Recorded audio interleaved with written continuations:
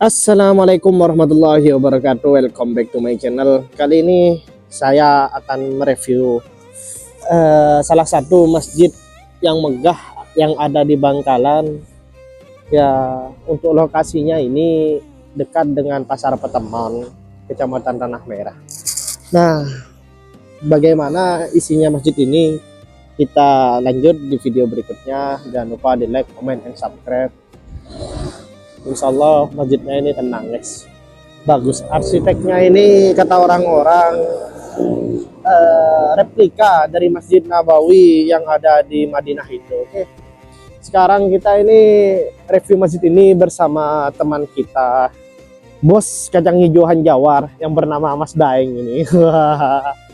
Ya, abis ini kita review ya, Mas Daeng, gimana adanya masjid ini. Oke, biar bagus. Kita sholat dulu. Saya belum sholat isya. Sampai udah sholat isya. Oke. Rasulullah bersabda, Mas Eng, sholatlah 2 rakaat apabila Anda ke masjid. Oh, iya. Begitu ya. Ayo kita pergi ke tempat wuduknya nanti biar bagus. Pengen tahu tempat wuduknya kayak apa, oke? Oke, ikuti terus perjalanan kita. Untuk nama masjidnya ini Masjid Akbar Nurul Khalil. Kalau kalian tahu itu Nurul Khalil itu salah satu pondok pesantren terbesar yang ada di Bangkalan ini. Di sini tempat duduknya banyak banget ini. Kapan-kapan kita coba sholat Jumat di sini, sepertinya seru. Oh, di sana ada tempat kencing, tapi ya kalau kamar mandi banyak ini buat apa tempat kencing berdiri? Mending tempat sini toiletnya. Udah pakai toilet dulu. Cocok. Toiletnya banyak juga, guys. Jangan lupa sebelum masuk masjid, Allahumma ftahli abwaaba rahmatik. Oh, siap. Kaki kanan. Kaki kanan dulu. Oke, siap. Ornamennya bagus banget, guys. Cocok.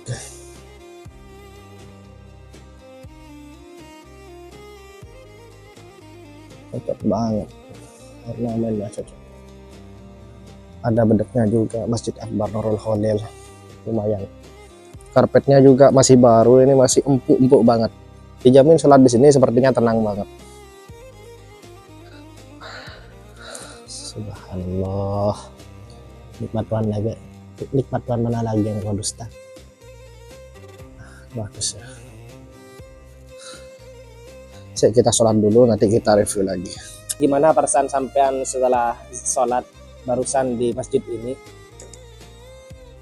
Pastinya tenang. Ya intinya sholatlah dengan tenang. Dunia bisa menunggu. Siap. Menurut sampean yang katanya Masjid Nurul Khalil ini persis sama Masjid Madinah, menurut sampean gimana? Apakah benar-benar kalau persis? menurut saya arsitekturnya emang mirip. Mungkin emang namanya juga itu kurang lebar aja. Kalau Mas Madinah kan lebar. Tapi menurut sampean masuk megah gak masjid ini? Megah sekali. Megah sekali ya. Justru ya sangat megah. Cuman buat apa arti kemegahan gitu kan kalau masjidnya sepi. Ayolah sepi. masjid sholat. Jadi buat teman-teman yang mungkin yang mau dari arah Surabaya atau dari Surabaya, mampirlah ke masjid ini untuk meramai sholat. Atau enggak yang perjalanan jauh, yang ngantuk, istirahat dulu. Di pelatarannya juga enak. Saya lihat welcome lah di sini, gak dipagar. Semua orang boleh. Banyak dari tadi yang ngeres ke sini kan. Ya intinya jaga kebersihan. Kan pada dasarnya ini masjid bukan punya satu orang, tapi punya semua umat muslim. Oh begitu, siap Mas. Oke, terima kasih banyak atas informasinya Mas. Semoga bermanfaat ya. Assalamualaikum warahmatullahi wabarakatuh. Kebetulan sekarang saya lagi bersama Ustadz Umam. Ya siapa tahu beliau tahu asal-usul pembangunan masjid di belakang saya. Bagaimana Ustadz Umam?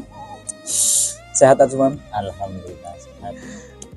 Ini Ustadz Umam mau nanya Ustadz Umam. Gimana awal mula berdirinya Masjid Nurul Khalil ini Ustadz Umam? Ya sepengetahuan saya, berdirinya masjid ini penuh drama. Bukanlah isu-isu yang kurang benar. Sengketa. Iya. Tapi sedikit banyak saya tahu alur ceritanya tentang berdirinya asal usul dari tanah ini. Asalnya tanahnya orang mau dijual dan nggak selebar kayak sekarang dulu. Oh, dulunya Iya, oh. ya mungkin yang dijual mungkin batasan masjid ini aja yang dijual. Tapi karena yang berniat mau beli itu Haji Marsidin yang di pinggir desa saya, yakni desa Telomar. Apalagi niatnya buat pembangunan Lah, masjid. itu konsultasi ke orang rumah sendiri, yakni sesepuh desa di rumah saya. Siapa itu? Itu Haji Matorib. Matori. Haji Matorib itu ya mungkin yang lebih dekat sama Kiai Zubair Almar. Punya niatan ingin dibangun tanah di pinggir pasar Patembun ini. Bangun masjid. Bahasanya pengen bangun gitu. Oh, Apa kata beliau nanti? Jadinya Abah Marsidin ini ke rumahnya Abah Matorib di rumah di Delembah. Terus sowan ke Kiai Zubair. Abah Torib ini menghaturkan ke Kiai Zubair ada tanah di pinggir pasar Patembun itu mau dijual. Dan saya disuruh Abah Marsidin disuruh pamit ke panjenengan. Itu kata Abah Torib. Setelah sowan beliau Kiai Zubair itu nyuruh bangun kos-kosan. Oh, kos-kosan. Pertamanya disuruh bangun kos-kosan. Setelah diaturkan dauh Kiai Zubair ke yang berniat yakni Abah Marsidin Ya. itu dibilang gini, mungkin lebih bagus dibangun masjid. Itu bilangnya ke Abah Torib. Jadi Abah Torib sowan lagi ke Kiai Zubair.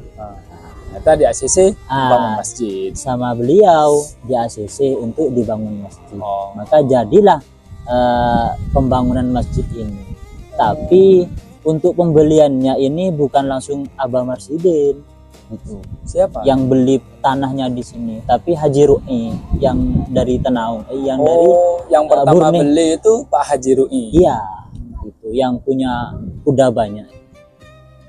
Itu karena Abah Ru'i sama Abah Marsidin ini deket gini, jadinya minta tolong yang beli tanah itu Haji Abah Ru'i, dan yang bangun masjid ini Haji Haji Marsidin. Marsidin. Oh, begitu. Iya, itu Iya, asal usulnya. Asal Sebagian usul.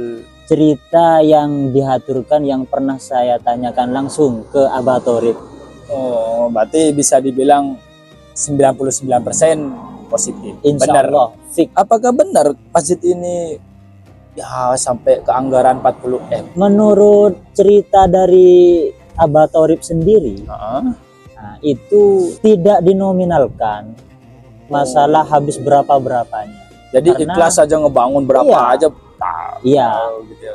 itu murni dari Haji Abah Marsidin yang dari Telomar. Semuanya Iya, tanpa semuanya. Tapi sama Abah Marsidin itu disuruh jangan narik iuran, baik ke alumni atau ke simpatisan. Cuman kalau ada yang mau nyumbang langsung datang ke masjid. Itu. Dan yang menangani langsung itu adalah mantunya Abah Torib tadi, yakni Ustadz Hambali Zufat, sebagai apa itu, Ustaz? panitia Panitia masjid. masjid ini. Jadi semua sumbangan baik semen atau apalah gitu Emang semua Bapak Haji itu Torib masuk. itu yang ngelola. Iya, tapi dananya masuk ke Ustadz Hambali, nanti dilaporkan. Ada sumbangan ini. Masuk sekian. Ya, masuk intinya sekian. Abah Marsidin ini tidak menerima sumbangan secara khusus, tidak narik lah, tidak narik sumbangan, tidak usah meminta ke alumni Iya, atau ke jalan-jalan. iya. Mungkin pertanyaan sampean itu yang katanya habis 40 M itu, Iya. ya mungkin karena megahnya kayak inilah. Berarti Tapi- orang udah berkisaran lah, Iya. paling segini gitu. Tapi saya tanya lagi ke Abah Torib tadi. Setahu beliau itu tidak bilang nominal habis berapanya. Cuman beliau hanya cerita bahwa tiap pintunya ini kan ada pintu utama, pinggir, depan, pinggir lagi kan. Iya. Nah, itu patongan. Yang pinggir sana itu, maksudnya patungan itu saling. iya. Oh. Yang pinggir bagian selatan itu Abah Marsidin, yang ini Abah Sipul, dan yang pinggir lagi itu Abah Ru'i. Oh, Gitu. jadi Ya untuk nominal pintunya itu saya diceritain juga. berapa Sekitaran 750 per pintu itu. Karena satu itu, pintu? Iya, karena itu. Jadi setiap pintu masuk itu 750 juta? Iya, karena itu kayunya katanya kayu jati yang apa gitu, yang paling bagus lah. Kalau dilihat dari arsitekturnya sih emang iya wajar segitu guys. Ya mirip-mirip banget lah, pakai banget dengan Masjid Nabawi di Madinah. Juga desain-desain yang lainnya. Dan lagi saya ada tambahan cerita, lukisan khot di dalam ini, kaligrafi di depan di pengimaman itu. Itu yang ngelukis aja itu sama Abah Marsidin langsung dikasih hadiah umroh sekeluarga. Itu murni dari beliau semua. Masya Allah sekali ya Pak Haji Marsidin ini ya. Mudah-mudahan panjang umur, sehat terus. Ya, mudah-mudahan kita ketularan. Ya, amin. Jadi miliarder gitu. Amin. Ya. Kalau boleh tahu Bapak Haji Marsidin ini sebagai usahanya itu apa ya Pak? Ya, kalau bilang usaha sih banyak beliau. Ya, yang namanya orang Madura kan banyak lah yang tahu. Oh iya, banyak gitu bisanya. Iya, memang orangnya gak ada di Madura. Berarti kalau lihat dari cerita ini ya Mas Imam ya, stigma orang-orang tentang orang Madura yang negatif itu tuh gak semuanya. Iya. Tapi sedikit banyak ada benarnya, ya ada tambahannya lah gitu. Iya, kan tidak bisa kita mengharapkan 100% manusia itu sempurna, kan tidak mungkin Mas. Betul. Ya dari situ kan kita ngambil pelajaran. Tidak mungkin jadi sempurna. Berarti masjid ini udah bisa dikunjungi ya Mas Imam? Menurut Mas Imam udah berapa persen ini udah jadi udah bisa dikunjungin secara normal seperti biasa masjid-masjid biasanya? Iya. Sudah bisa. Alhamdulillah, kalau masalah peresmiannya itu sudah sekitaran 6 bulan yang lalu. Peresmiannya di sini. Jadi boleh masyarakat umum itu boleh menempati dan bisa sholat Id, sholat Jumat, bisa semua. Dan imamnya itu kebanyakan dari alumni Nurul Holil langsung. Biasanya yang enak-enak suaranya itu. Jadi insya Allah sholat di sini tambah khusyuk ya? Khusyuk banget. Sudah Mas Imam. Terima kasih ya Mas Imam ya.